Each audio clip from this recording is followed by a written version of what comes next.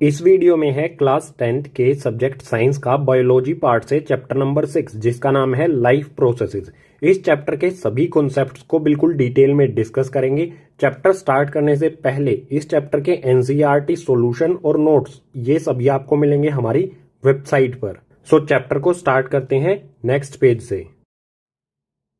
Chapter का नाम है लाइफ प्रोसेसेस। लाइफ प्रोसेसेस होता क्या है, इसे किस तरह से हम डिफाइन कर सकते हैं। सो यहां पर हमें दिया है the process which maintain body functions and necessary for survival are called life processes. ऐसे सभी प्रोसेस जो हमारी बॉडी को मेंटेन रखें और सर्वाइवल यानी कि जिंदा रहने के लिए जरूरी हो, उन सभी प्रोसेसेस को कहा जाता है लाइफ प्रोसेसेस। इसको अगर हम दूसरी तरह से डिफाइन करना चाहें तो वो भी कर सकते हैं, जैसे यहां पर दिया है all the processes which together keep the living organisms alive and perform task to maintain the body are called life processes. ऐसे सभी प्रोसेसेस जो इकट्ठे मिलकर लिविंग ऑर्गेनिज्म, जो भी लिविंग थिंग्स हैं, उनको अलाइव यानी कि जिंदा रखें और उनकी बॉडी को मेंटेन रखें, ऐसे सभी प्रोसेसेस को कहा जाता है लाइफ प्रोसेसेस। अगर इसके एग्जाम्पल की बात की जाए, लाइफ प्रोसेसेस के एग्जाम्पल क्या होंगे यहां पर हमें दिए हैं। इसमें सबसे पहला है न्यूट्रिशन यानी फूड या फिर हम कह सकते हैं पोषण। सेकंड है इसमें रेस्पिरेशन यानी कि सांस लेना। इसके बाद थर्ड है ट्रांसपोर्टेशन, जो भी न्यूट्रिशन यानी फूड है उसको सभी बॉडी पार्ट्स तक कैसे पहुंचाया जाए, वो होता है ट्रांसपोर्टेशन। और लास्ट है इसमें एक्सक्रीशन, जो बॉडी में वेस्ट मटेरियल बचा उसको एक्सपेल करना यानी कि बॉडी से बाहर निकालना। तो किसी भी लिविंग थिंग को अलाइव रहने के लिए और बॉडी को मेंटेन करने के लिए इन चारों लाइफ प्रोसेसेस को कंप्लीट करना होता है। इन सभी को एक एक करके डिटेल में पढ़ेंगे। सबसे पहले स्टार्ट करते हैं न्यूट्रिशन से नेक्स्ट पेज पर। सो यहां पर है न्यूट्रिशन। सबसे पहले समझ लेते हैं न्यूट्रिशन क्या है, इसको किस तरह से डिफाइन किया जाएगा। सो यहां पर दिया है the process of taking nutrients from food is called nutrition. वो प्रोसेस जिसमें हम फूड से न्यूट्रिएंट्स अपनी बॉडी को प्रोवाइड करते हैं, उस प्रोसेस को कहा जाता है न्यूट्रिशन। अब यहां पर एक वर्ड आया है न्यूट्रिएंट्स। न्यूट्रिएंट्स यानी कि पोषक तत्व, जो भी हमारी बॉडी को सर्वाइवल के लिए जरूरी चीजें होती हैं, उन सभी चीजों को कहा जाता है न्यूट्रिएंट्स। जैसे इसका एग्जाम्पल ले लेते हैं, न्यूट्रिएंट्स क्या होते हैं, जैसे carbohydrates, fats, proteins, water, vitamins, minerals etcetera. ये सभी होते हैं न्यूट्रिएंट्स। और ये मिलते कहां से हैं हमें, ये मिलते हैं जो फूड हम खाते हैं उससे। सो न्यूट्रिशन की बिल्कुल सिंपल सी डेफिनेशन हो गई ये। इसके बाद आते हैं यहां पर मोड्स ऑफ न्यूट्रिशन यानी कि न्यूट्रिशन के तरीके या फिर कह सकते हैं न्यूट्रिशन के टाइप। न्यूट्रिशन के टोटल दो तरीके होते हैं, फर्स्ट ऑटोट्रोफिक न्यूट्रिशन और सेकंड हेटरोट्रोफिक न्यूट्रिशन। दोनों को एक एक करके समझ लेते हैं। इसमें पहले देखते हैं ऑटोट्रोफिक न्यूट्रिशन को। ये क्या होता है, it is a process in which organisms produce their food from simple inorganic material in the presence of sunlight. Autotrophic nutrition ऐसा प्रोसेस है जिसमें ऑर्गेनिजम्स अपना फूड प्रोड्यूस करते हैं यानी बनाते हैं सिंपल इनऑर्गेनिक मटेरियल से। और सिंपल इनऑर्गेनिक मटेरियल्स क्या होते हैं, जैसे वाटर हो गया, CO2 यानी कार्बन डाइऑक्साइड, जो हमें इन्वायरमेंट या अर्थ से सिंपली मिल जाए। इनसे ये अपना फूड बनाते हैं सनलाइट की प्रेजेंस यानी कि धूप की मौजूदगी में। और इस ऑटोट्रोफिक न्यूट्रिशन का बिल्कुल सिंपल सा एग्जांपल हो जाएगा प्लांट्स। प्लांट्स क्या करते हैं, सनलाइट की प्रेजेंस में अपना फूड प्रिपेयर करते हैं वाटर और CO2 से। इसके बाद आते हैं हेटरोट्रोफिक न्यूट्रिशन पे। ये क्या होता है, in this organisms depend upon other organisms for food to survive. Heterotrophic nutrition में एक ऑर्गेनिज्म दूसरे ऑर्गेनिज्म पर डिपेंड होता है फूड के लिए। इसके एग्जाम्पल से आप इजीली समझ पाओगे। एग्जाम्पल है इसका human beings, amoeba, lion, tiger, donkey. ये सभी क्या हैं, दूसरी चीजों पर डिपेंड होते हैं फूड के लिए। ह्यूमन बींग यानी मैं और आप किस चीज पर डिपेंड होते हैं, प्लांट्स पर डिपेंड होते हैं फूड के लिए। जो भी व्हीट, राइस, मेज या फिर जो भी वेजिटेबल्स या फ्रूट्स हैं वो हमें कहां से मिलते हैं, प्लांट्स से मिलते हैं हमें। हम अपना फूड प्रिपेयर खुद से नहीं कर सकते। तो ऐसे ऑर्गेनिजम्स जो फूड के लिए दूसरे ऑर्गेनिजम्स पर डिपेंड करें, उन्हें कहा जाता है हेटरोट्रोफिक। अब नेक्स्ट पेज पर देखेंगे जो प्लांट्स होते हैं वो अपना फूड कैसे प्रिपेयर करते हैं, या फिर कह सकते हैं न्यूट्रिशन इन प्लांट्स, प्लांट्स में पोषण कैसे होता है। सो न्यूट्रिशन इन प्लांट्स, प्लांट्स में न्यूट्रिशन यानी कि पोषण होता है गाइस फोटोसिंथेसिस प्रोसेस से। इस प्रोसेस को समझ लेते हैं। सो यहाँ पर हमें दिया है the process in which green plants convert simple inorganic materials into complex organic food material in the presence of chlorophyll and sunlight. Photosynthesis ऐसा प्रोसेस होता है गाइस जिसमें green plants inorganic materials H2O यानी कि वाटर और CO2 यानी कि carbon dioxide, इन दोनों इनऑर्गेनिक मटेरियल्स का यूज करते हुए फूड मटेरियल तैयार करते हैं C6H12O6। किसकी प्रेजेंस में? क्लोरोफिल और सनलाइट, इन दोनों की प्रेजेंस यानी कि मौजूदगी में इन दोनों इनऑर्गेनिक कंपाउंड से ये फूड मटेरियल तैयार होता है। बिल्कुल सिंपल है। और अगर हम चाहें फोटोसिंथेसिस की केमिकल इक्वेशन लिखना तो ये भी बिल्कुल सिंपल है। यहाँ पर क्या है, दो इनऑर्गेनिक कंपाउंड CO2 यानी कि कार्बन डाइऑक्साइड और H2O यानी कि वाटर, ये दोनों इनऑर्गेनिक कंपाउंड सनलाइट और क्लोरोफिल, इन दोनों की प्रेजेंस में फूड मटेरियल तैयार करते हैं C6H12O6। ये फॉर्मूला होता है गाइस ग्लूकोज का। यही ग्लूकोज ऑर्गेनिक मटेरियल, यही होता है प्लांट का फूड। इसके साथ मिल जाती है गाइस ऑक्सीजन। सो बिल्कुल सिंपल है, कार्बन डाइऑक्साइड और H2O यानी कि वाटर, ये दोनों रिएक्शन करके बनाते हैं ग्लूकोज, प्लांट का फूड, और बच जाती है ऑक्सीजन जो बाद में प्लांट से बाहर निकल जाती है। फोटोसिंथेसिस में ही हमें आगे दिया है event occur during photosynthesis. Photosynthesis process में क्या क्या इवेंट होते हैं, इवेंट यानी कि घटनाक्रम, क्या क्या घटनाएं होती हैं। तो इसमें सबसे पहले क्या होता है, absorption of light energy by chlorophyll. सबसे पहले प्लांट में जो क्लोरोफिल होती है वो लाइट एनर्जी को एब्जॉर्ब करती है यानी कि सोख लेती है। इसके बाद सेकंड है conversion light energy to chemical energy. जो क्लोरोफिल ने लाइट एनर्जी एब्जॉर्ब की थी इसको चेंज किया जाता है उसके बाद केमिकल एनर्जी में। And splitting of water molecule into H and O। इसके बाद जो वाटर मॉलिक्यूल्स होते हैं गाइस, वाटर मॉलिक्यूल्स क्या होते हैं, H2O, ये होता है वाटर मॉलिक्यूल। इस वाटर मॉलिक्यूल में जो भी हाइड्रोजन और ऑक्सीजन होते हैं इनको स्प्लिट किया जाता है, अलग अलग किया जाता है। इसकी हमें केमिकल इक्वेशन भी लिख सकते हैं, ये होगा H2O।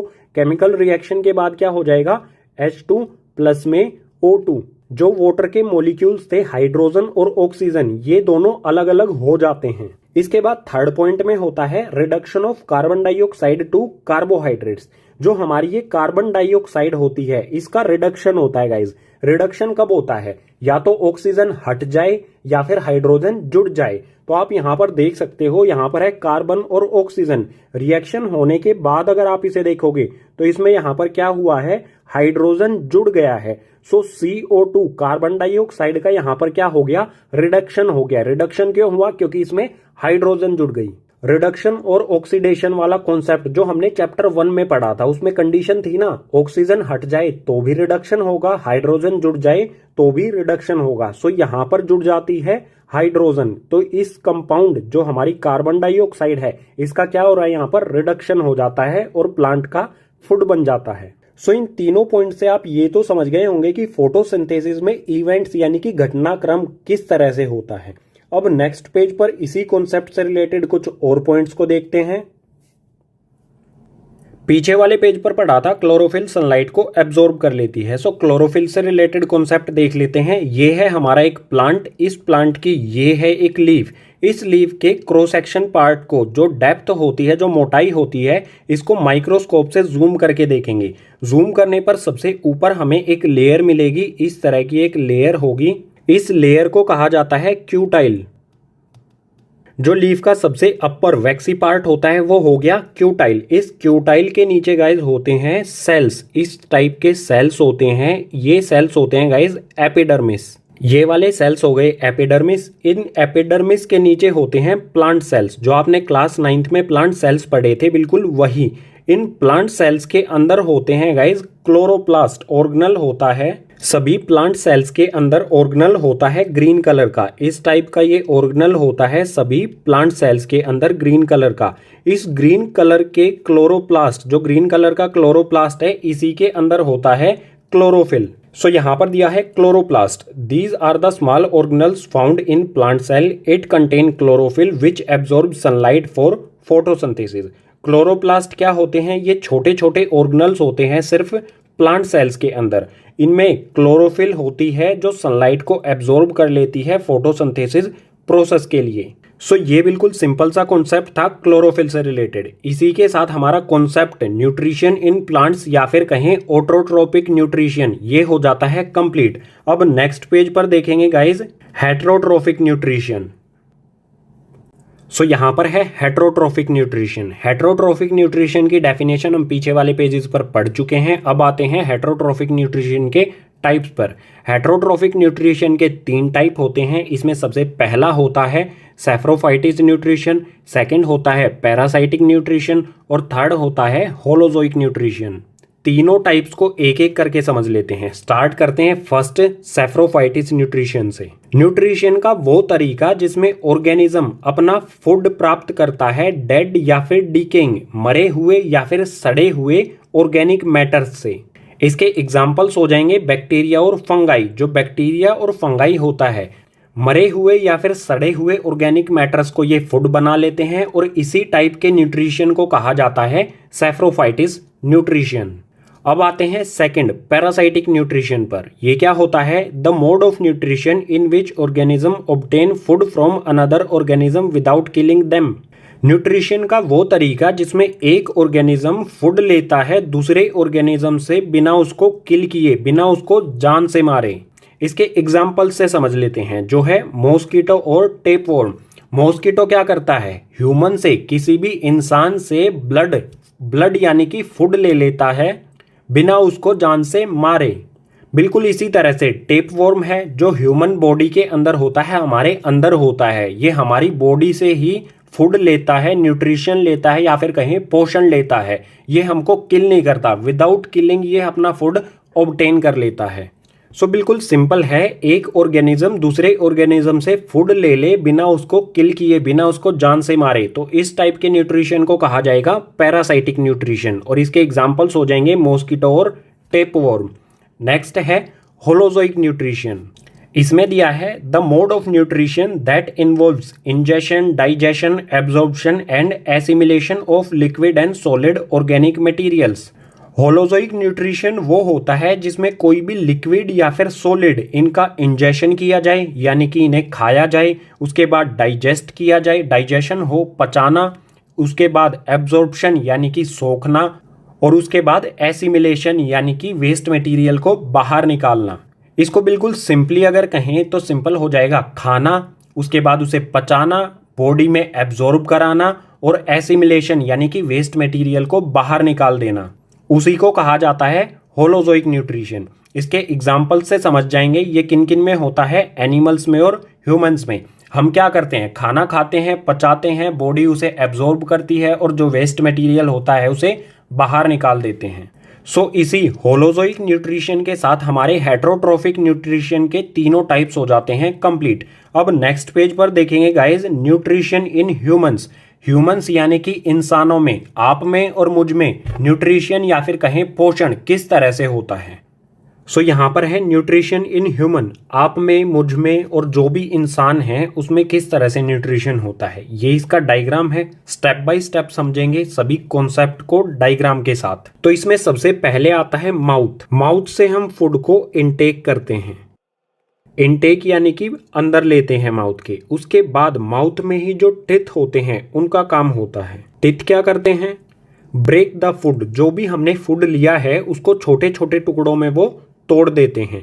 इसके बाद रोल आता है गाइज टंग, जो कि माउथ में ही होती है। टंग का रोल क्या होता है? Testing and rolling the food. जो भी हमने फूड लिया है उसको टेस्ट करना और उसको रोल करना, इधर से उधर करना, ये काम होता है टंग का। ये तो बिल्कुल सिंपल स्टेप थे। जब फूड रोल हो रहा होता है तो होता है इंपॉर्टेंट काम सलाइवरी ग्लैंड्स का। जो भी ग्लैंड्स होते हैं वो कुछ ना कुछ सीक्रेट करते हैं या फिर कहें प्रोड्यूस करते हैं, पैदा करते हैं। सो सलाइवरी ग्लैंड्स पैदा करते हैं यहाँ पर सलाइवा को। ये सलाइवा प्रोड्यूस करते हैं। सलाइवा यानी कि लार। कुछ टेस्टी फूड के बारे में सोचोगे तो अपने आप आपके मुंह में आ जाएगा सलाइवा या फिर कहें लार। सो आगे दिया है saliva contain enzyme salivary amylase that break down starch to simple sugar. जो सलाइवा होता है उसके अंदर एक एंजाइम होता है सलाइवरी एमिलेज। ये सलाइवरी एमिलेज जो हमारा फूड होता है, फूड को हम यहाँ पर कहेंगे बायोलॉजिकल जो हम फूड लेते हैं वो होता है स्टार्च। इस स्टार्च को सिंपल शुगर में चेंज कर देता है। सो फूड को हमने यहाँ पर कहा है स्टार्च। जो भी हमारा फूड होता है उसको सिंपल शुगर में या फिर कहें ग्लूकोज में चेंज कर देता है। इस प्रोसेस को सिंपली हम यहाँ पर समझ लेते हैं। स्टार्च यानी कि ये होता है फूड। ये फूड सलाइवरी एमिलेज के साथ मिक्स होता है और चेंज हो जाता है शुगर में या फिर हम कह सकते हैं ग्लूकोज, इसमें ये चेंज हो जाता है। अगर सलाइवरी ग्लैंड्स की बात करें तो ये हमारे माउथ में कई जगह पर होते हैं। माउथ के ऊपर वाले पार्ट में भी होते हैं और जो हमारी टंग होती है उसके नीचे भी ये प्रेजेंट होते हैं। सो जो भी ये प्रोसेस यहाँ से लेके यहाँ तक हुआ ये सभी हमारे माउथ में हुआ। माउथ के बाद गाइस फूड जाता है ईसोफेगस में। इसके बारे में पढ़ते हैं नेक्स्ट पेज पर। माउथ में फूड सलाइवरी एमिलेज के साथ मिक्स होके चेंज हो जाता है शुगर में। उसके बाद काम आता है गाइस ईसोफेगस का।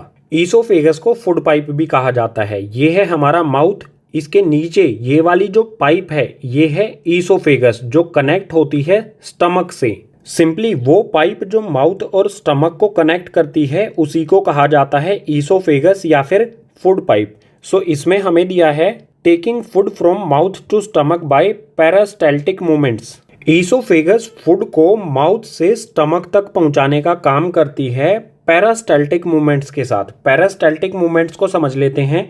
सपोज कीजिए ये हमारा फूड है, ये फूड हमारा फूड पाइप के अंदर है। ये फूड पाइप जो होती है ऊपर की साइड से ये कॉन्ट्रैक्शन करती है यानी कि सिकुड़ती है। ऊपर की साइड से ये सिकुड़ेगी और नीचे की साइड से ये फैलने लगेगी। नीचे की साइड से फैलेगी तो जो फूड ऊपर की तरफ है वो धीरे धीरे नीचे आता रहेगा और इसी तरह से वो स्टमक में पहुंच जाता है। इस पाइप की जो वॉल्स यानी दीवारें होती हैं वो कॉन्ट्रैक्शन यानी सिकुड़ती हैं और रिलैक्स यानी कि फैलती हैं। इसी मूवमेंट को कहा जाता है पेरिस्टाल्टिक मूवमेंट। इसी मूवमेंट से ये फूड को माउथ से स्टमक में ट्रांसफर कर देती हैं। सो अब फूड आ गया है ईसोफेगस से स्टमक में। स्टमक को डायग्राम में देख लेते हैं। सो ये है यहाँ पर स्टमक। इसमें हमें पहला पॉइंट दिया है stomach is large organ, it expends when food enters in it. Stomach एक बड़ा ऑर्गन होता है, जैसे ही फूड इसमें एंटर करता है ये एक्सपेंड करने लगता है यानी फैलने लगता है। अब सेकंड पॉइंट दिया है गैस्ट्रिक ग्लैंड्स। ये ग्लैंड्स स्टमक के अंदर होता है। जो भी ग्लैंड्स होते हैं वो कुछ ना कुछ प्रोड्यूस करते हैं। सो गैस्ट्रिक ग्लैंड क्या करता है, it release gastric juice. Gastric glands gastric juice, इस जूस को ये रिलीज करता है, प्रोड्यूस करता है। इसी में आगे दिया है gastric juice contain HCl, pepsin and mucus. Gastric juice में तीन चीजें होती हैं, HCl यानी कि हाइड्रोक्लोरिक एसिड, पेप्सिन और म्यूकस। अब इन तीनों चीजों का काम क्या होता है स्टमक के अंदर, इसको समझ लेते हैं। पहले समझते हैं HCl को। HCl का काम क्या होता है, मेक्स मीडियम एसिडिक। स्टमक का जो मीडियम है उसको एसिडिक बनाना। सेकंड है killing the harmful bacteria of food. जो भी ईसोफेगस के थ्रू स्टमक में फूड आया है उसमें जो भी हार्मफुल बैक्टीरिया है उसको ये किल कर देता है। ये दो मेन काम होते हैं HCl के स्टमक के अंदर।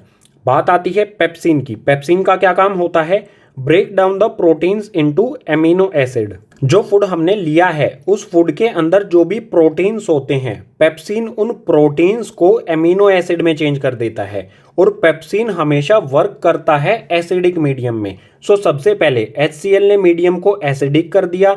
इस मीडियम एसिडिक होने पर पेप्सिन ने प्रोटीन्स जो हमारे फूड के अंदर प्रेजेंट हैं उसको इसने एमिनो एसिड में चेंज कर दिया।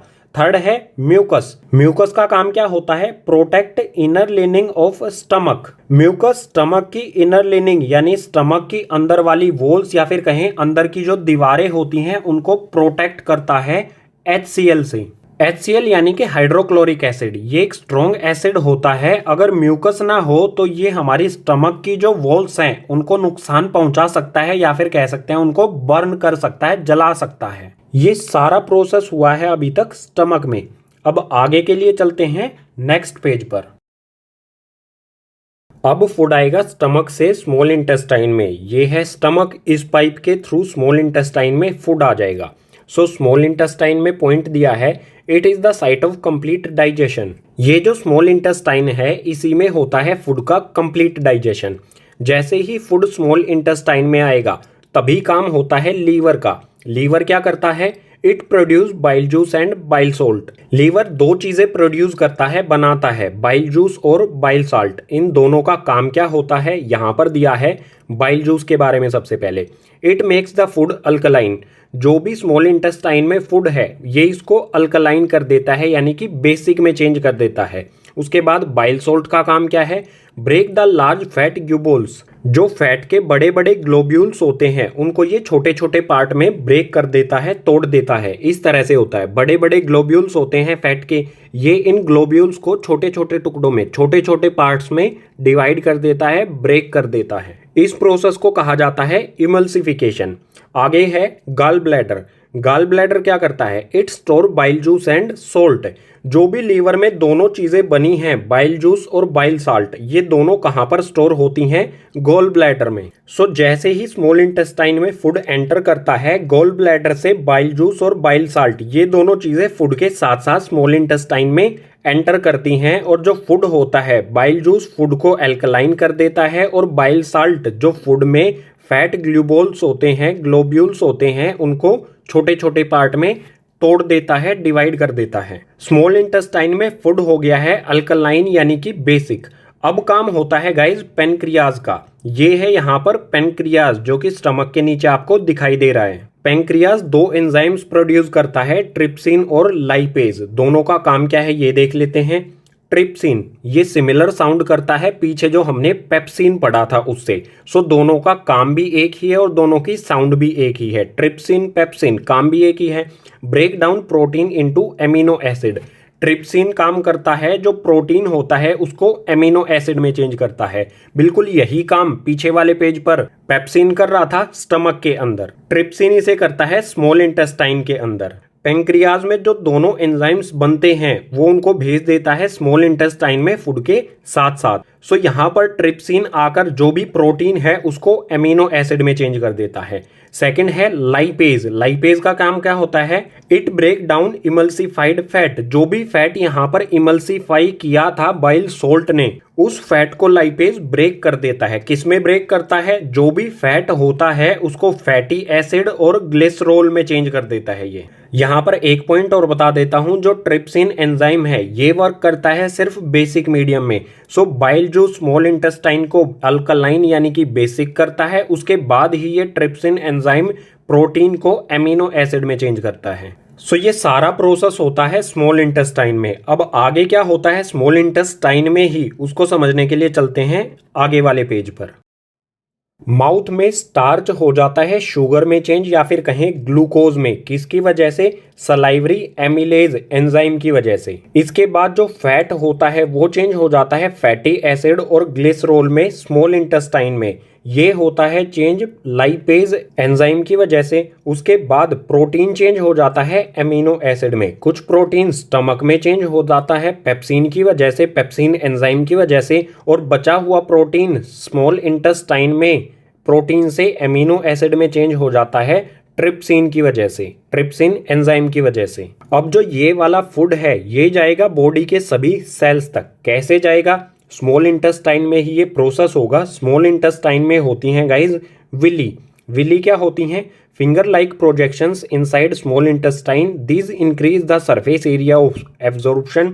Willie are supplied the food to blood vessels, then the blood vessels take the food to each and every cell of the body। Small intestine में फिंगर की तरह प्रोजेक्शंस होती हैं, उन्हीं को कहा जाता है विली। सपोज कीजिए ये एक स्मॉल इंटेस्टाइन है, इसके अंदर इस टाइप में फिंगर की तरह प्रोजेक्शंस होते हैं, बहुत सारे प्रोजेक्शंस होते हैं, इन्हीं को कहा जाता है विली।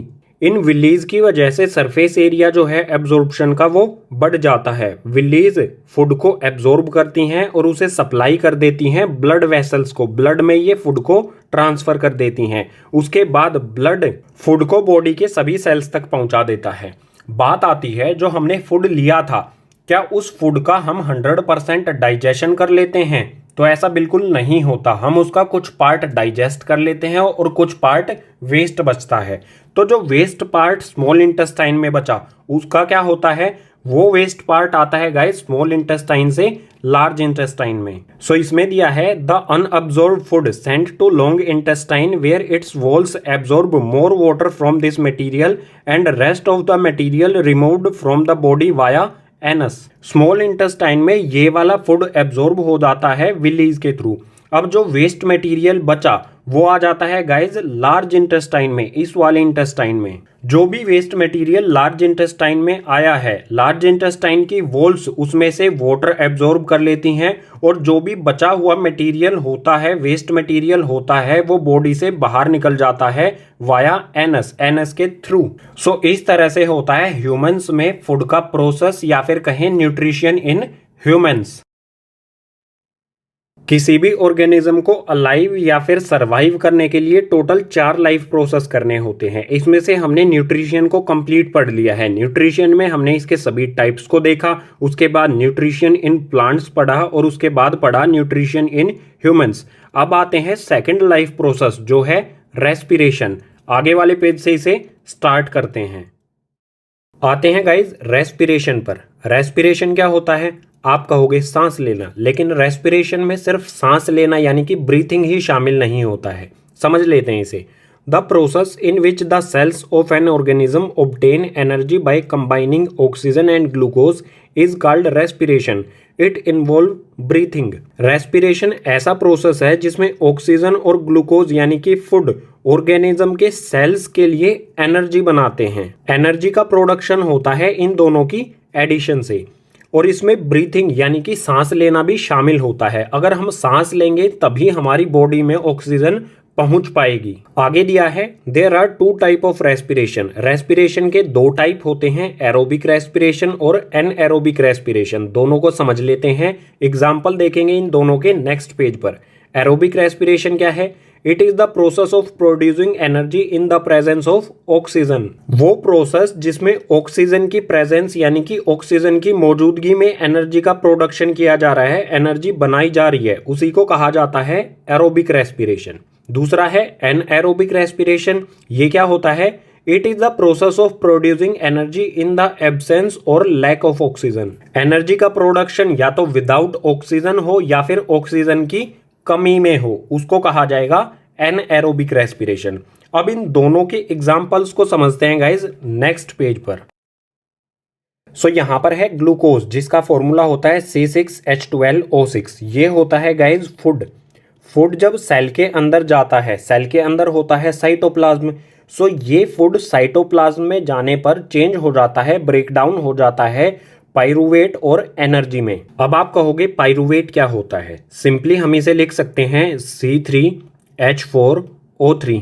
ये फॉर्मूला होता है गाइज पाइरूवेट का। सो पाइरूवेट एब्सेंस ऑफ ऑक्सीजन यानी कि ऑक्सीजन की अनुपस्थिति में ये ब्रेक डाउन हो जाता है एथेनॉल, कार्बन डाइऑक्साइड और एनर्जी में। यहां पर एथेनॉल क्या होगा? एथेनॉल हो जाएगा हमारा सिंपली C2H5OH। ये फॉर्मूला होता है एथेनॉल का। सो सिंपली पाइरूवेट ऑक्सीजन की एब्सेंस में एथेनॉल, कार्बन डाइऑक्साइड और एनर्जी में कन्वर्ट हो जाता है, ब्रेक डाउन हो जाता है। अब इसका एग्जाम्पल भी देना होगा हमें। सो इसका एग्जाम्पल हो जाएगा यीस्ट। इसे हिंदी में कहा जाता है खमीर। यीस्ट होता क्या है? ये सिंगल सेल ऑर्गेनिज्म होता है फंगस फैमिली से। इसका यूज किया जाता है ब्रेड या फिर केक बनाने के लिए। केक इतना फ्लफी क्यों होता है? Because of yeast. जब यीस्ट का फर्मेंटेशन किया जाता है, जब इसे पकाया जाता है, तो इसमें से कार्बन डाइऑक्साइड निकलती है। कार्बन डाइऑक्साइड निकलने के कारण जो एयर बबल्स होते हैं, उन्हीं की वजह से केक या फिर ब्रेड फ्लफी होता है, इतना सॉफ्ट होता है। सो ये एग्जांपल हो गया एनएरोबिक रेस्पिरेशन का एब्सेंस ऑफ ऑक्सीजन में। आते हैं सेकंड पॉइंट पर। पाइरूवेट लैक ऑफ ऑक्सीजन में अगर ऑक्सीजन की कमी है तो जो पाइरूवेट है ये लैक्टिक एसिड और एनर्जी में कन्वर्ट हो जाता है। इन दोनों में ये ब्रेक डाउन हो जाता है। लैक्टिक एसिड क्या होता है? लैक्टिक एसिड का यहाँ पर फॉर्मूला लिख देता हूँ। ये होगा C3H6 और O3। ये होता है लैक्टिक एसिड। यहाँ पर कार्बन के 3 मॉलिक्यूल होते हैं। अब बात आती है लैक ऑफ ऑक्सीजन, इस वाले पार्ट के एग्जाम्पल की। सो इसका एग्जाम्पल हो जाएगा मसल सेल्स। हमारी मसल सेल्स में ये प्रोसेस होता है जब हमारी मसल सेल्स में ऑक्सीजन की कमी हो जाए तो पाइरूवेट जो है वो लैक्टिक एसिड और एनर्जी में चेंज होता है और इस प्रोसेस की वजह से हमारी मसल्स में क्रैम्प्स होते हैं। इसको और अच्छी तरह से समझ लेते हैं। हम कोई हार्ड वर्क करते हैं, मसल्स का उसमें बहुत ज्यादा यूज हो रहा है, तो हमारी सांस जो है, हमारी जो ब्रीथिंग है वो तेज होने लग जाती है। हम जल्दी जल्दी इनहेल करने लग जाते हैं, जल्दी जल्दी एक्सहेल करने लग जाते हैं। यानी हमारी मसल्स तक ऑक्सीजन सही से नहीं पहुंच पाती। जितनी क्वांटिटी में हमारी मसल्स को ऑक्सीजन चाहिए है उतनी क्वांटिटी में नहीं पहुंच पाती, ऑक्सीजन की कमी होती है। तो इस कंडीशन में पाइरूवेट जो है वो लैक्टिक एसिड और एनर्जी में चेंज हो जाता है। लैक्टिक एसिड की वजह से हमारी मसल्स में पेन होता है, क्रैम्प्स होते हैं। ये आप खुद नोटिस कर सकते हैं। जब हम कोई हार्ड वर्क कर रहे होते हैं या फिर दौड़ रहे होते हैं तो हमारी मसल्स पेन करने लग जाती है। वो क्यों होता है? क्योंकि पाइरूवेट जो है वो लैक्टिक एसिड में चेंज हो जाता है और लैक्टिक एसिड की वजह से ही हमारी बॉडी में जो मसल सेल्स हैं उनमें पेन होता है या फिर कहें क्रैम्प्स होते हैं हमारी मसल्स में। अब आते हैं पाइरूवेट। प्रेजेंस ऑफ ऑक्सीजन में वाटर, कार्बन डाइऑक्साइड और एनर्जी में चेंज हो जाता है। ये वाला प्रोसेस सेल में माइटोकॉन्ड्रिया ऑर्गेनेल के अंदर होता है। सो सिंपली ये हो गए हमारे दो एनएरोबिक रेस्पिरेशन और एक एग्जांपल हो गया यहाँ पर एरोबिक रेस्पिरेशन का। अब गाइज नेक्स्ट पेज पर देखेंगे respiration in humans. Respiration in humans से पहले एक पॉइंट और देखना हमें जो कि इंपॉर्टेंट है। सो सिंपली पीछे वाले पेज पर हमने पढ़ा था ग्लूकोज साइटोप्लाज्म में पाइरूवेट और एनर्जी प्रोड्यूस करता है। पाइरूवेट ऑक्सीजन की प्रेजेंस में वाटर, कार्बन डाइऑक्साइड और एनर्जी बनाते हैं। ये सारा प्रोसेस किस में होता है? माइटोकॉन्ड्रिया में, जो सेल के अंदर प्रेजेंट होता है। सो इसी से रिलेटेड हमें एक पॉइंट दिया है, the energy release during cellular respiration is used to synthesise molecule called ATP. इस सेलुलर रेस्पिरेशन, जो ये रेस्पिरेशन सेल के अंदर होता है, इसमें जो भी एनर्जी रिलीज होती है, जो भी एनर्जी बनती है, वो सिंथेसाइज हो जाती है एटीपी मॉलिक्यूल में। यानी सिंपली एनर्जी एटीपी की फॉर्म में कन्वर्ट हो जाती है। और एटीपी क्या होता है? एटीपी की फुल फॉर्म होगी एंडिनोसिन ट्रीफॉस्फेट। इसी को कहा जाता है एनर्जी करेंसी ऑफ लाइफ। और एटीपी इसका भी एक केमिकल फॉर्मूला है। इसका फॉर्मूला आपको वैसे ही बता देता हूं, एग्जाम में नहीं आएगा। फॉर्मूला हो जाएगा गाइस C10H16H5, इसके बाद O13 एंड P3। यहाँ पर फॉस्फोरस के 3 मॉलिक्यूल होते हैं, इसीलिए इसे कहा जाता है ट्राइफॉस्फेट। ठीक है, फॉस्फोरस कितनी है? 3। ये होता है एटीपी का फॉर्मूला। एग्जाम में नहीं आएगा, ये याद करने की जरूरत नहीं है, कैजुअली मैंने बता दिया आपको। हमारे लिए ये वाला पॉइंट इंपॉर्टेंट है। जो भी एनर्जी होती है वो एटीपी की फॉर्म में होती है हमारी बॉडी के सभी सेल्स के अंदर। यही होती है हमारी सभी सेल्स की एनर्जी। इसी एटीपी को कहा जाता है एनर्जी करेंसी ऑफ लाइफ। सो ये हो जाता है कंप्लीट। अब नेक्स्ट पेज पर देखते हैं ह्यूमन रेस्पिरेटरी सिस्टम या फिर कहें respiration in humans. Finally human respiratory system, यहां पर इसका डायग्राम भी है राइट साइड में। पहले पढ़ लेते हैं, उसके बाद डायग्राम पे आएंगे। सो यहां पर दिया है oxygen rich air is taken into the body through the nose. The air is filtered by fine hairs present in nose. From nose the air passes through the throat to lungs. Oxygen rich air यानी ऐसी air जिसमें oxygen की quantity ज्यादा है, oxygen की मात्रा ज्यादा है, उसको हम अपने नोज यानी कि नाक से टेक करते हैं, बॉडी के अंदर लेते हैं। नोज के अंदर फाइन हेयर्स यानी कि बारीक बाल होते हैं जो उस एयर को फिल्टर करते हैं। जो भी डस्ट पार्टिकल्स होता है उनको वो नोज में ही रोक लेते हैं। हमारे अंदर जाती है बिल्कुल प्योर एयर। इसके बाद नोज से एयर पास करती है, एयर जाती है, थ्रोट से होती हुई पहुंच जाती है लंग्स तक। बिल्कुल सिंपल सा ये प्रोसेस है। इसे डायग्राम से भी समझ लेते हैं। सो ये है नोज। नोज से हम एयर इनटेक करते हैं, वो फिल्टर होती है नेसल कैविटी में। उसके बाद वो जाती है फेरिंग्स में जाती है। फेरिंग्स क्या होता है आप देख सकते हो, ये है माउथ, ये है नोज। नोज और माउथ का जो कॉमन एरिया होता है, दोनों का ये कॉमन एरिया होता है, उसी को कहते हैं फेरिंग्स। फेरिंग्स में जाती है एयर, उसके बाद इससे नीचे जाती है गाइज लैरिंग्स में। लैरिंग्स होता है हमारा वॉइस बॉक्स, जहां से हम साउंड प्रोड्यूस करते हैं। लैरिंग्स के बाद एयर पहुंचती है ट्रैकिया में। ये वाली जो पाइप है ये है ट्रैकिया। ट्रैकिया कार्टिलेज की बनी होती है। ट्रैकिया आगे दो पार्ट्स में डिवाइड हो जाती है जिन्हें कहते हैं ब्रोंकी। ये वाला पार्ट ब्रोंकी और इधर वाला ये वाला पार्ट भी हो गया ब्रोंकी। ये हमारे दोनों लंग्स यानी कि फेफड़े। ब्रोंकीज आगे फर्दर डिवाइड हो जाती हैं बहुत सारी ब्रांचेस में जिन्हें कहा जाता है ब्रोंक्यूल्स। और हर एक ब्रोंक्यूल्स के लास्ट में होती है गाइज एल्वियोलाई, जो एक बलून जैसा स्ट्रक्चर होता है जिसमें गैसेस का एक्सचेंज होता है। सो यहाँ पर हमें दिया है इन लंग्स। लंग्स के अंदर क्या होता है? The air passage divides into smaller and smaller tubes and finally reach in alveoli. Trachea से एयर पैसेज दो ब्रोंकीज में डिवाइड हो जाता है, उसके बाद ब्रोंकीज से फर्दर ये ब्रोंक्यूल्स में डिवाइड हो जाता है और पहुंच जाता है फाइनली एल्वियोलाई में। ये बैलून जैसा जो स्ट्रक्चर दिख रहा है इसी को कहा जाता है एल्वियोलाई। ये किससे कनेक्ट होती हैं? ब्रोंक्यूल से। इनसे एयर इनमें आती है। सो एल्वियोलाई से रिलेटेड हमें दिया है it is a balloon like structure which provide a surface for exchange of gases. The walls of the alveoli connect with the blood vessels. Alveoli balloon यानी कि गुब्बारे जैसा स्ट्रक्चर होता है जो सरफेस प्रोवाइड करता है गैसेज के एक्सचेंज में। इसी में गैसेज का एक्सचेंज होता है। जो एल्वियोलाई की वॉल्स हैं इनसे कनेक्ट होती हैं ब्लड वेसल्स। इसके बाहर की ओर से कनेक्ट होती हैं। आप देख सकते हैं यहाँ पर ये कनेक्ट है ब्लड वेसल्स से। अब इसको और डिटेल में पढ़ लेते हैं आगे वाले पेज पर। सो ये है एल्वियोलाई। ये कनेक्ट है इन ब्रोंक्यूल से जिनसे इनमें ऑक्सीजन रिच एयर आती है। और इसी के साथ जो एल्वियोलाई है ये कनेक्ट होती है, इनका सरफेस कनेक्ट होता है ब्लड वेसल्स से। सो यहाँ पर दिया है then oxygen dissolve in haemoglobin from alveoli and carried from lungs to cell in all body parts. Bronchiole से ऑक्सीजन इनमें पहुंच जाती है। ये कनेक्ट होती हैं ब्लड वेसल्स से। ऑक्सीजन को एब्जॉर्ब कर लेती हैं ये ब्लड वेसल्स। और एब्जॉर्ब करने के बाद सभी बॉडी पार्ट्स में जो भी सेल्स हैं उन सभी सेल्स तक ये ब्लड वेसल्स उस ऑक्सीजन को पहुंचा देती हैं, डिलीवर कर देती हैं। इसके अलावा क्या काम होता है यहाँ पर?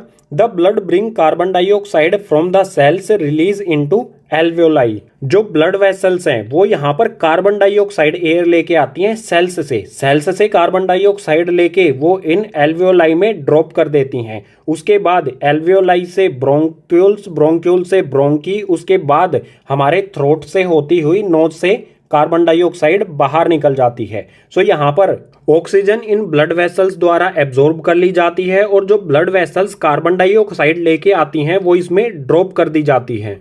और सबसे इंपॉर्टेंट बात, जो ब्लड वेसल्स हैं इनमें ऑक्सीजन को कैरी कौन करता है? कैरी करता है गाइज हेमोग्लोबिन, जो कि रेड ब्लड सेल्स होते हैं। ये हेमोग्लोबिन इसमें से ऑक्सीजन कैरी करता है, एब्जॉर्ब करता है और उसे सभी बॉडी पार्ट्स में जितने भी सेल्स हैं उन सभी सेल्स तक ये ऑक्सीजन को पहुंचा देता है, डिलीवर कर देता है। सो इसी के साथ रेस्पिरेशन इन ह्यूमन ये वाला कॉन्सेप्ट हो जाता है कंप्लीट। अब नेक्स्ट पेज पर देखेंगे रेस्पिरेशन इन प्लांट्स। प्लांट्स में रेस्पिरेशन किस तरह से होता है?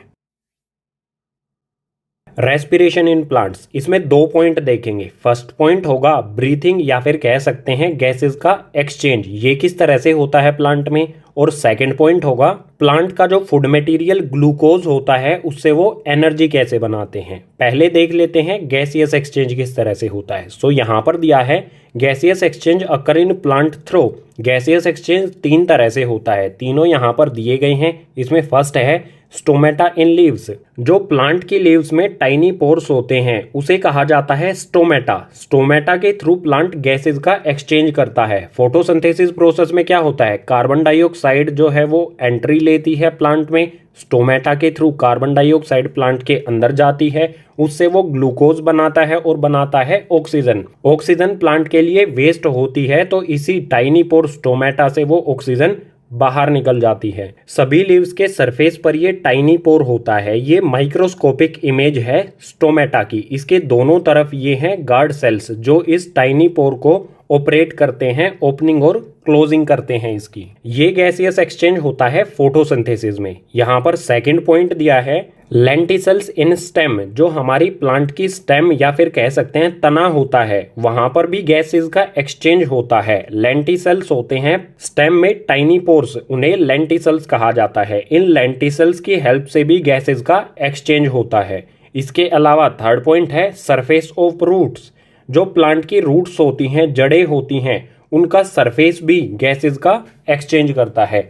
ये टोटल 3 तरीके हैं गैसेज एक्सचेंज करने के प्लांट में। गैसेज एक्सचेंज यानी कि ब्रीथिंग, इसके बाद समझते हैं एनर्जी किस तरह से मिलती है प्लांट को। सो यहाँ पर दिया है during respiration plant absorbs oxygen and use them with glucose to create carbon dioxide water and energy. Respiration process के लिए प्लांट ऑक्सीजन एब्जॉर्ब करते हैं, उसका यूज करते हैं वे ग्लूकोज के साथ कार्बन डाइऑक्साइड वाटर और एनर्जी बनाने के लिए। सिंपली ऑक्सीजन का यूज किया जाता है ग्लूकोज यानी कि प्लांट के फूड से एनर्जी बनाने के लिए। ऑक्सीजन ग्लूकोज के साथ मिलकर बनाता है कार्बन डाइऑक्साइड वाटर और साथ में मिलती है एनर्जी।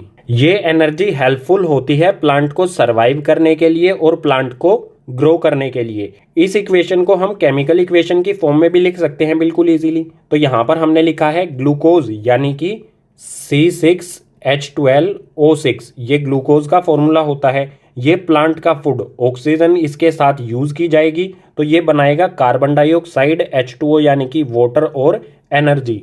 अब आप इस इक्वेशन में देख सकते हैं ये इक्वेशन फोटोसिंथेसिस की बिल्कुल रिवर्स है। फोटोसिंथेसिस में क्या होता है, CO2 प्लस में H2O, ये दोनों मिलकर ग्लूकोज यानी कि C6H12O6 बनाते हैं और साथ में बनाते हैं ऑक्सीजन।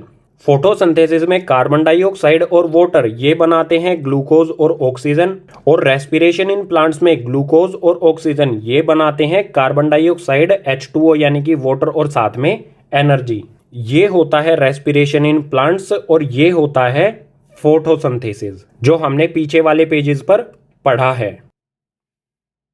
लाइफ प्रोसेसेस में हमने न्यूट्रिशन कंप्लीट कर लिया था पहले ही। अब हमारा रेस्पिरेशन भी कंप्लीट हो गया। रेस्पिरेशन में हमने क्या क्या पढ़ा, रेस्पिरेशन क्या होता है, रेस्पिरेशन के टाइप क्या होते हैं, इसके अलावा ह्यूमन रेस्पिरेटरी सिस्टम या फिर कहें रेस्पिरेशन इन ह्यूमंस, और इसी के साथ हमने पढ़ लिया है respiration in plants. So respiration वाला कॉन्सेप्ट हो जाता है कंप्लीट। अब आते हैं नेक्स्ट वाला कॉन्सेप्ट ट्रांसपोर्टेशन पर। ट्रांसपोर्टेशन, इसको स्टार्ट करते हैं नेक्स्ट पेज से। सो यहाँ पर है ट्रांसपोर्टेशन। ट्रांसपोर्टेशन का बिल्कुल सिंपल सा मीनिंग होता है किसी भी सब्सटेंस का एक जगह से दूसरी जगह मूव करना, यही इसकी डेफिनेशन हो जाएगी। आगे आते हैं ट्रांसपोर्टेशन इन ह्यूमंस। ह्यूमंस में सब्सटेंसेस का ट्रांसपोर्टेशन किस तरह से होता है ये समझ लेते हैं। सो यहाँ पर है blood is a connective tissue in humans, it transport necessary substance to cells and transport metabolic waste product away from those same cells. Humans में ब्लड एक कनेक्टिव टिश्यू होता है जो सभी नेसेसरी यानी कि ज़रूरत के सब्सटेंसेस को सेल्स तक पहुंचाता है, और इसके साथ ही जो सेल्स में मेटाबॉलिक वेस्ट होता है, जो सेल्स में वेस्ट प्रोडक्ट होता है, उसको भी ये उन सेल्स से बाहर निकालता है। यानी हम सिंपली कह सकते हैं ह्यूमंस में ट्रांसपोर्टेशन का काम करता है ब्लड। इसमें आगे दिया है the main component of blood. Blood के मेन कंपोनेंट क्या क्या होते हैं, सो यहाँ पर दिए गए हैं हमें। इसमें सबसे पहले है प्लाज्मा, उसके बाद RBC यानी कि रेड ब्लड सेल्स, उसके बाद platelets and then white blood cells जिसे WBC भी कह सकते हैं। सो इन चारों ब्लड कंपोनेंट के बारे में पढ़ लेते हैं। सबसे पहले देखते हैं प्लाज्मा के बारे में। इसमें हमें दिया है it is yellow colour fluid, it transport food, CO2, waste product etcetera. Plasma जो कि ब्लड का एक कंपोनेंट होता है, ये एक येलो कलर का फ्लूइड होता है। ये फूड को ट्रांसपोर्ट करता है, CO2 यानी कार्बन डाइऑक्साइड को ट्रांसपोर्ट करता है। इसके अलावा ये वेस्ट प्रोडक्ट्स को भी ट्रांसपोर्ट करता है, एक जगह से दूसरी जगह इन तीनों चीजों को ये पहुंचाता है। आगे है रेड ब्लड सेल्स, इसको हम कह सकते हैं RBC यानी कि रेड ब्लड सेल्स। ये क्या करते हैं, it contain haemoglobin which transport oxygen.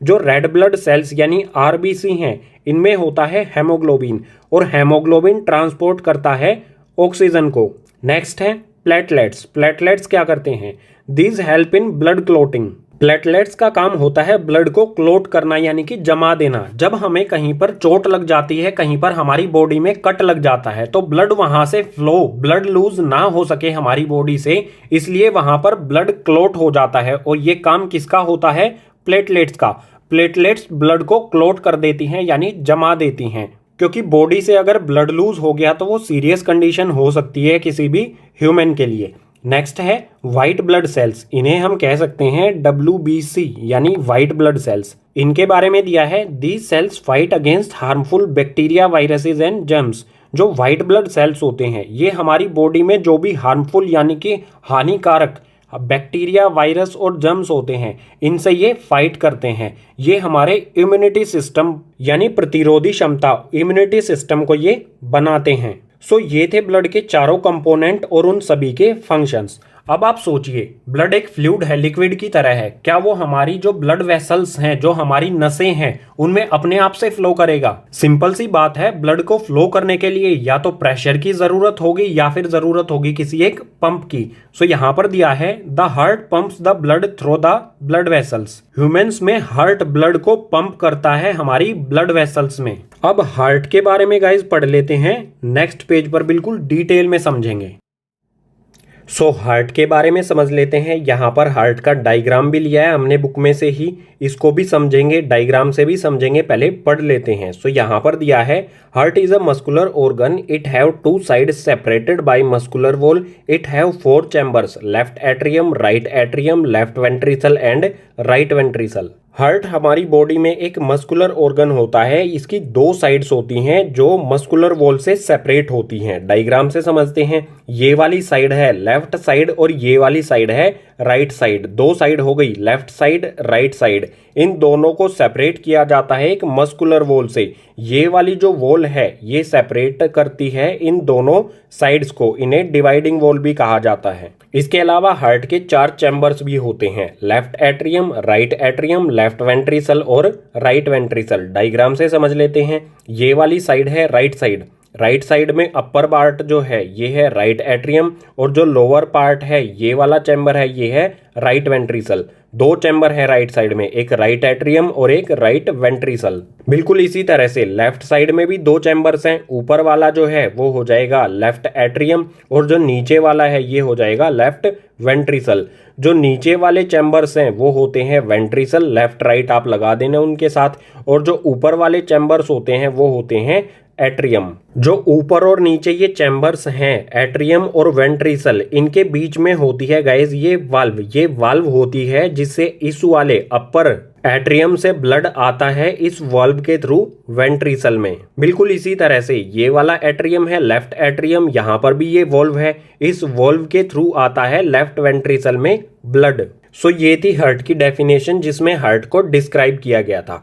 अब बात करते हैं हाउ हार्ट वर्क्स, हार्ट काम किस तरह से करता है। सो यहाँ पर दिया है deoxygenated blood comes from body to right atrium. Deoxygenated blood यानी कि वो ब्लड जो कार्बन डाइऑक्साइड कैरी करता है, ऑक्सीजन कैरी नहीं करता है, वो ब्लड हमारी बॉडी से राइट एट्रियम में आता है। डायग्राम में देखते हैं, देखो यहाँ पर है वेना केवा, ये हमारी ब्लड वेसल्स होती हैं। इस वेना केवा, इस ब्लड वेसल्स से हमारे लोअर बॉडी का जो ब्लड होता है वो राइट एट्रियम में आ जाता है, और इस वेना केवा से इससे हमारी अपर बॉडी पार्ट का जो डीऑक्सीजनेटेड ब्लड है वो राइट एट्रियम में आ जाता है। इसके बाद क्या होता है देखते हैं, which then pumped to your lungs by right ventricle through arteries. Right atrium में जो ब्लड आया है उसको पंप कर दिया जाता है राइट वेंट्रिकल से हमारी आर्टरीज में।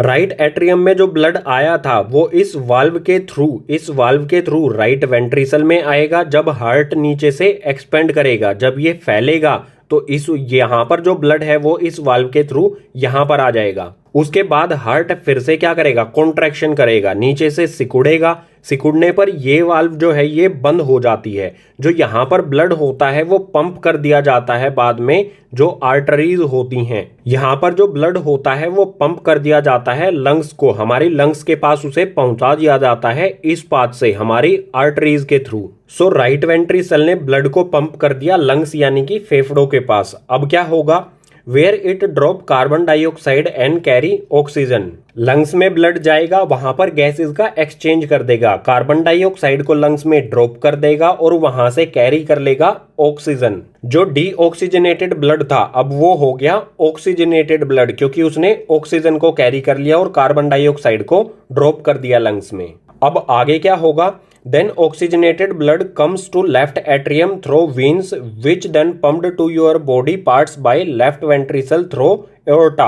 अब ऑक्सीजनेटेड ब्लड लेफ्ट एट्रियम में एंट्री करेगा वीन्स के थ्रू। इस साइड में ये है वीन्स, इन वीन्स से यहाँ पर ये ब्लड एंट्री करेगा लेफ्ट एट्रियम में।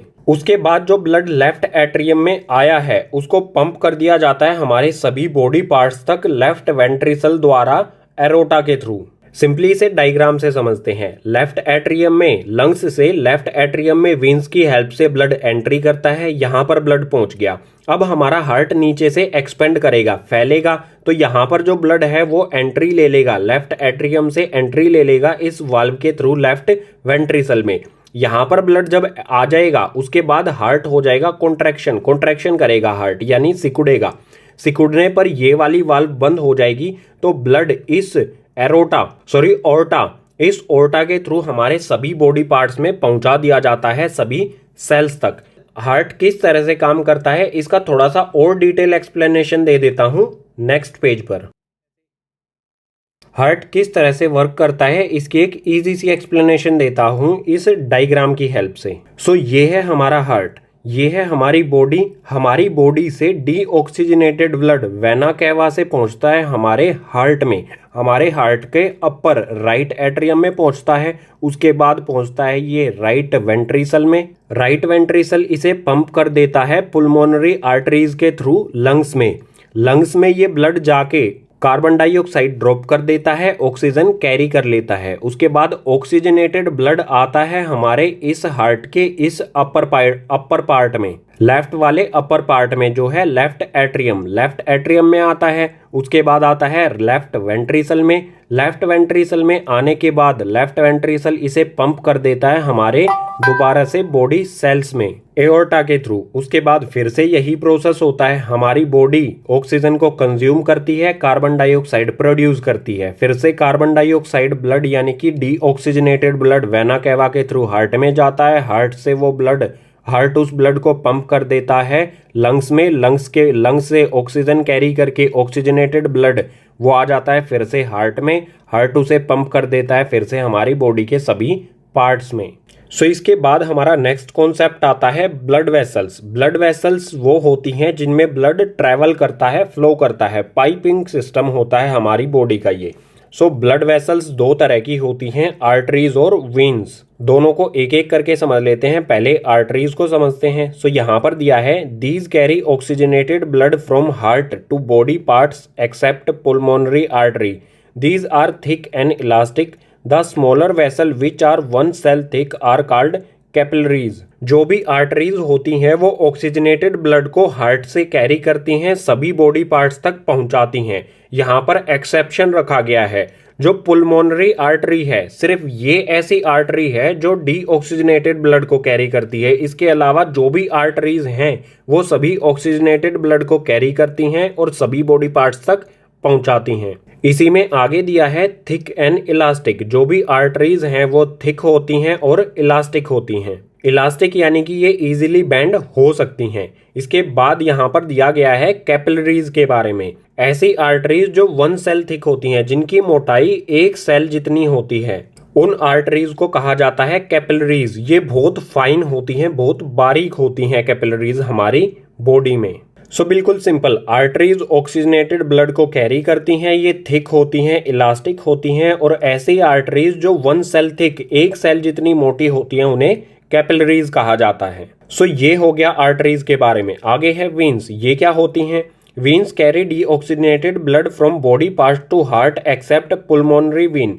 These are thin and less elastic. Veins का काम होता है हमारे बॉडी पार्ट्स में जो भी डीऑक्सीजनेटेड ब्लड है उसको कैरी करना। इसमें भी एक एक्सेप्शन रखा गया है, जो पुल्मोनरी वेन है ये ऑक्सीजनेटेड ब्लड को कैरी करती है। इसके अलावा जितने भी वेन्स हैं वो सभी डीऑक्सीजनेटेड ब्लड को कैरी करती हैं। वेन्स के बारे में और भी दिया गया है thin and less elastic. Veins जो हैं ये थिन यानी कि पतली होती हैं और लेस कम इलास्टिक होती हैं, यानी इन्हें फोल्ड इजीली नहीं किया जा सकता है एज कंपेयर टू आर्टरीज। सो दो तरह की ब्लड वेसल्स, आर्टरीज और वेन्स, इनमें फ्लो होता है ब्लड। यहां पर दिया है लिम्फ। लिम्फ भी एक ट्रांसपोर्टर होता है, इसके बारे में पढ़ते हैं। This is also a transporter fluid. The pores present in the walls of capillaries some amount of plasma, proteins and blood cells escape into intercellular space in the tissue to form the lymph. Blood के अलावा हमारी body में एक और transporter होता है जिसे कहते हैं लिम्फ। ये बनता कैसे है? सो जो हमारी कैपिलरीज, ब्लड कैपिलरीज होती हैं, उसमें पोर्स होते हैं, बिल्कुल छोटे छोटे बारीक बारीक उसमें छेद होते हैं। उन छेद से कुछ प्लाज्मा, प्रोटीन और ब्लड सेल्स एस्केप कर जाते हैं, निकल जाते हैं इंटरसेलुलर स्पेस में। जो दो सेल के बीच में खाली जगह होती है वहां पर वो एस्केप कर जाते हैं प्लाज्मा, प्रोटीन और ब्लड सेल्स किसी भी टिश्यू में, और बनाते हैं लिम्फ।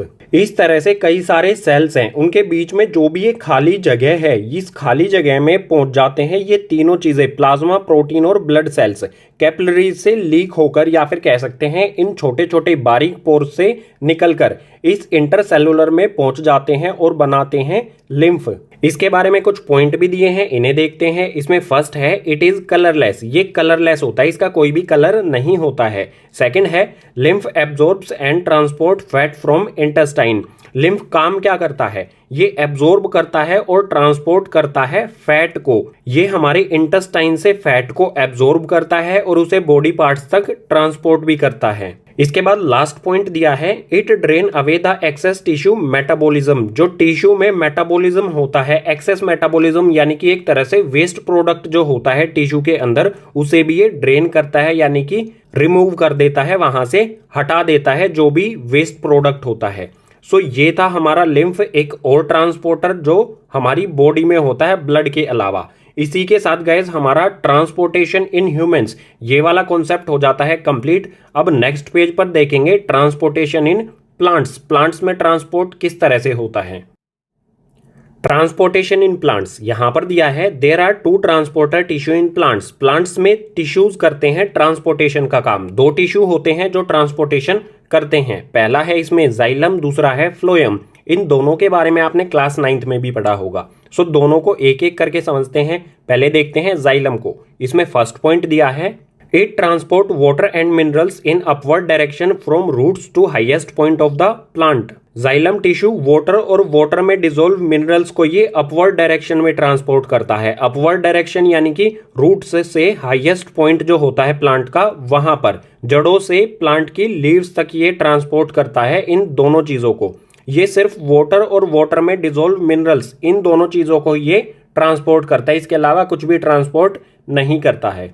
सेकंड पॉइंट है it only transport upwards, xylem tissue transportation सिर्फ एक डायरेक्शन में करता है, यूनि डायरेक्शन ट्रांसपोर्टेशन होता है ये, सिर्फ अपवर्ड डायरेक्शन में, नीचे से ऊपर की ओर। आगे थर्ड पॉइंट दिया है it work on the principle of transpiration, xylem tissue transpiration नियम के तहत काम करता है, किसी भी चीज को एक जगह से दूसरी जगह पहुंचाता है। अब ट्रांसपीरेशन क्या है यहां पर दिया गया है, इसको बाद में पढ़ेंगे, पहले देखते हैं फ्लोएम के बारे में। सो फ्लोएम में फर्स्ट पॉइंट दिया है it transport food from leaves to other part of the plant. Phloem transport करता है फूड को लीव से। फूड कहां पर प्रिपेयर होता है प्लांट में, लीव्स यानी कि पत्तों में। पत्तों से ये फूड को ट्रांसपोर्ट करता है प्लांट के सभी पार्ट्स तक।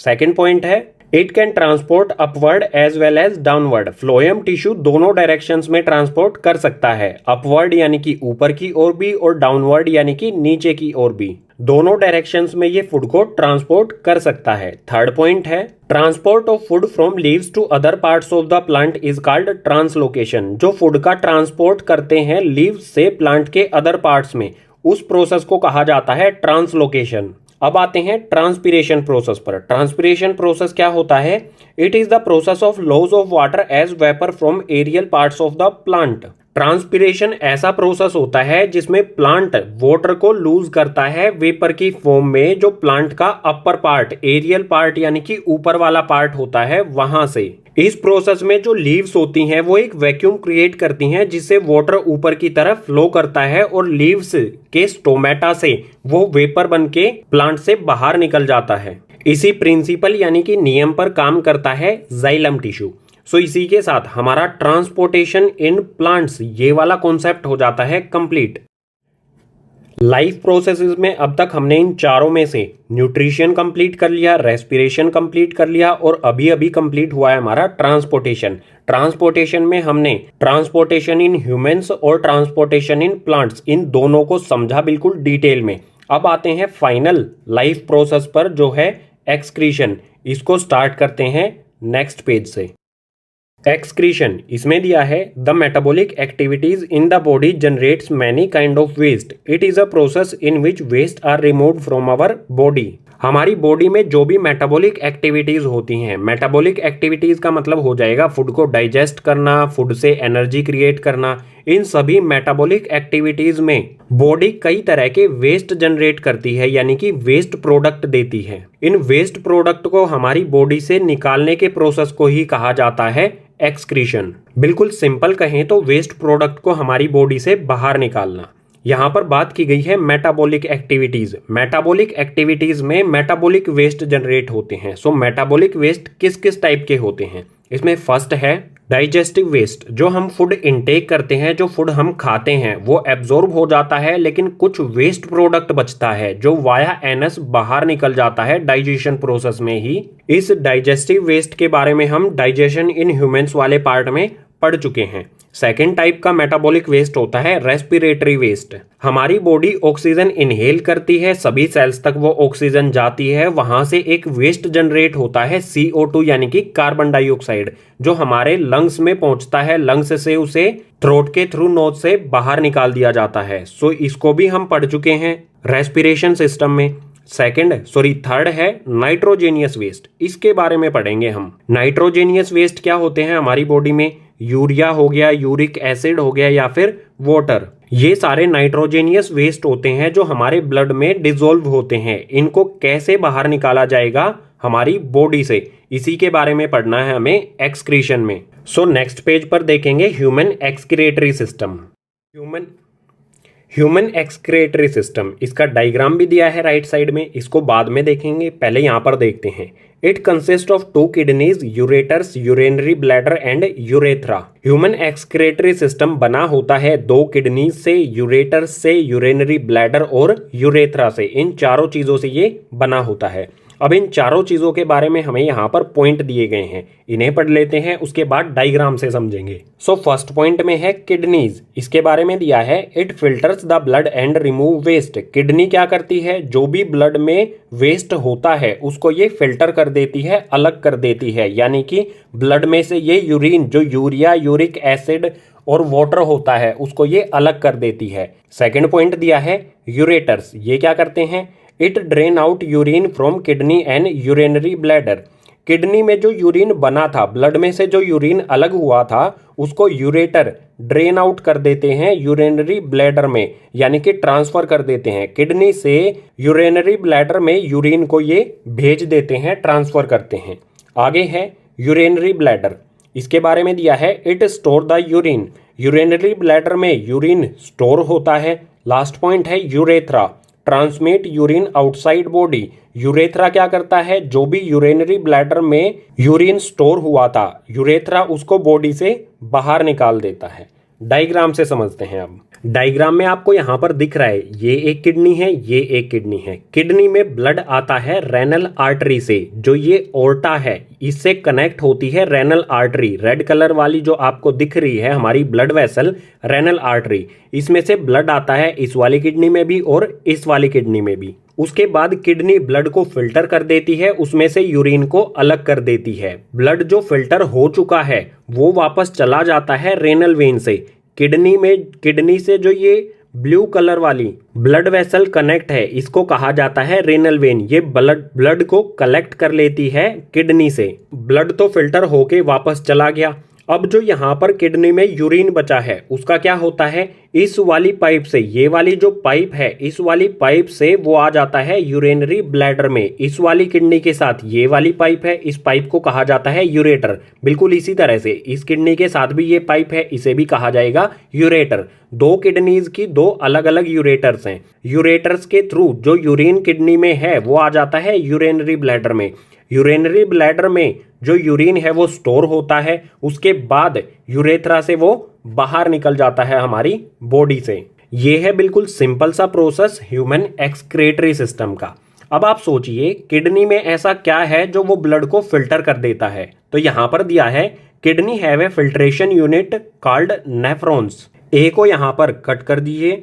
किडनी में जो फिल्ट्रेशन यूनिट होती है जो ब्लड को फिल्टर करती है, उन्हें कहा जाता है नेफ्रॉन्स। अब नेफ्रॉन्स के बारे में गाइस पढ़ते हैं नेक्स्ट पेज पर।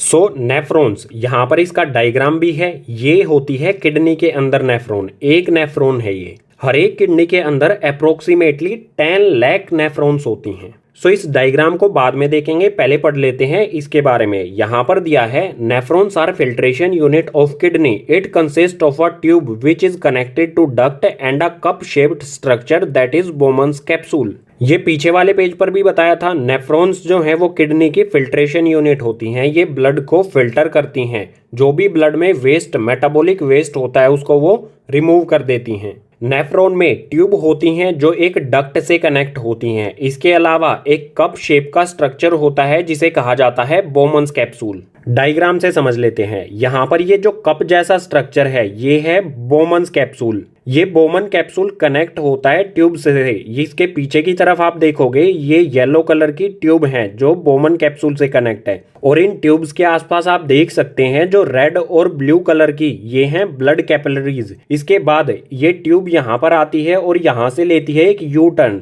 इस यू टर्न को कहा जाता है, इस यू टाइप की शेप को कहा जाता है हेनलीज लूप। उसके बाद ये ट्यूब लास्ट में कनेक्ट होती है एक डक्ट से, ये है डक्ट। ये एक नेफ्रॉन यहाँ पर कनेक्ट है इस डक्ट से, बिल्कुल इसी तरह से यहाँ पर भी एक नेफ्रॉन कनेक्ट होगी, इसी तरह से यहाँ पर भी एक अलग नेफ्रॉन कनेक्ट होगी। इसी तरह से जो भी ये पॉइंट दिए गए हैं यहाँ पर बहुत सारी नेफ्रॉन्स कनेक्ट होंगी इस डक्ट से। डायग्राम को और एक्सप्लेन करेंगे बाद में। यहाँ पर पढ़ते हैं बोमन्स कैप्सूल के बारे में। ये क्या करता है, it filters blood and collect urine. Bowman's capsule blood को फिल्टर करता है और यूरिन को कलेक्ट कर लेता है। बोमन्स कैप्सूल में ब्लड आता है रेनल आर्टरी से। ये रेड वाली जो कैपिलरी है इसे कहते हैं रेनल आर्टरी। रेनल आर्टरी से बोमन कैप्सूल में ब्लड आता है। ये ब्लड में जो भी अनवांटेड थिंग्स होते हैं, जो भी वेस्ट होता है, उनको ये एब्जॉर्ब कर लेता है। एब्जॉर्ब करके ये इन ट्यूब्स में उसे पहुंचा देता है। रेनल आर्टरी से जो बोमन कैप्सूल में ब्लड आता है उसमें ग्लूकोज होता है, एमिनो एसिड होता है, वाटर होता है, यूरिया होता है, यूरिक एसिड होता है। उन सभी चीजों को ये एब्जॉर्ब कर लेता है। इस कैपिलरी से फिल्टर ब्लड बाहर आ जाता है। ये कैपिलरी आगे अटैच होती हैं इन ट्यूब्स के साथ। बोमन्स कैप्सूल ने कई सारी ऐसी चीजों को भी एब्जॉर्ब कर लिया जिनको बॉडी की नीड थी, जैसे ग्लूकोज या फिर एमिनो एसिड या फिर वाटर, जो नेसेसरी थिंग्स थी बॉडी के लिए। यूरिन के साथ साथ इसने ग्लूकोज और एमिनो एसिड को भी एब्जॉर्ब करके इन ट्यूब्स में पहुंचा दिया। इसके बाद हेनलीज लूप के बारे में दिया है, reabsorption of glucose, amino acid and water. Henle's loop में रीएब्जॉर्प्शन होता है ग्लूकोज, एमिनो एसिड और वाटर का। दोबारा से इन चीजों को एब्जॉर्ब किया जाता है ब्लड के द्वारा। जो बोमन कैप्सूल ने glucose, amino acid, water, urine जो भी इसने एब्जॉर्ब किया था वो इन ट्यूब्स से आ जाएगा, यहाँ पर इन येलो ट्यूब से आ जाएगा हेनलीज लूप में। हेनलीज लूप के चारों ओर होती हैं ब्लड कैपिलरीज। सो यहाँ पर ये blood capillaries glucose, amino acid और जितनी बॉडी को नीड है उतने वाटर को ये दोबारा से एब्जॉर्ब कर लेती हैं इस हेनलीज लूप यानी कि इन ट्यूब्स में से। और जो बचा हुआ मटेरियल यानी कि वेस्ट होता है वो इस ट्यूब से आ जाता है इस डक्ट में। यहाँ पर वो कलेक्ट कर लिया जाता है, इस डक्ट में आ जाता है। उसके बाद यहाँ पर दिया है, then urine enters into ureter through ducts and collected in urinary bladder. Duct में यूरिन आने के बाद वो यूरेटर की हेल्प से यूरिनरी ब्लैडर में ट्रांसफर कर दिया जाता है, जहां पर वो कलेक्ट हो जाता है। ये बिल्कुल सिंपल सी हमारी फंक्शनल यूनिट थी किडनी की। इसी नेफ्रॉन के साथ एक्सक्रीशन इन ह्यूमंस वाला कॉन्सेप्ट हो जाता है कंप्लीट। अब नेक्स्ट पेज पर देखेंगे excretion in plants. Excretion in plants में जो वेस्ट मटेरियल होता है वो उसको कैसे रिमूव करता है। यहाँ पर हमें 3 पॉइंट दिए हैं, समझ लेते हैं। फर्स्ट है plant remove oxygen through stomata. Plant को कार्बन डाइऑक्साइड की नीड होती है, जरूरत होती है फूड प्रिपेयर करने के लिए। प्लांट में वेस्ट होती है ऑक्सीजन, ऑक्सीजन को ये रिमूव कर देता है स्टोमेटा के थ्रू। सेकंड पॉइंट है excess water removed through stomata by transpiration process. Plant में जो एक्सेस वाटर होता है वो उसको स्टोमेटा के थ्रू ही ट्रांसपीरेशन प्रोसेस से वेपर की फॉर्म में रिमूव कर देता है। एक्सेस वाटर यानी कि जरूरत से ज्यादा पानी। थर्ड पॉइंट है plant also lose some old leaves and barks. Plant time to time जो पुरानी लीव्स होती हैं, ओल्ड लीव्स होती हैं, उनको भी रिमूव कर देता है, और जो बार्क होती है, जो पेड़ में तने की छाल होती है, वो उसको भी हटा देता है, रिमूव कर देता है। सो ये 3 थे यहाँ पर एक्सक्रीशन इन प्लांट्स। इसी के साथ हमारे चारों लाइफ प्रोसेस हो जाते हैं कंप्लीट। न्यूट्रिशन हमने कंप्लीट किया, रेस्पिरेशन हमने कंप्लीट किया, उसके बाद ट्रांसपोर्टेशन हमने कंप्लीट किया और फाइनली हमने कंप्लीट कर लिया है अब एक्सक्रीशन। और एक्सक्रीशन के साथ ही हमारा ये चैप्टर हो जाता है कंप्लीट। उम्मीद करूंगा चैप्टर के सभी कॉन्सेप्ट आपको समझ में आए होंगे। अगर आपको सभी कॉन्सेप्ट समझ आए हैं तो इस वीडियो को अपने क्लासमेट्स के साथ ज़्यादा से ज़्यादा शेयर कीजिए और अगर आपका कोई सजेशन है तो उसे कमेंट बॉक्स सेक्शन में मेंशन कीजिए।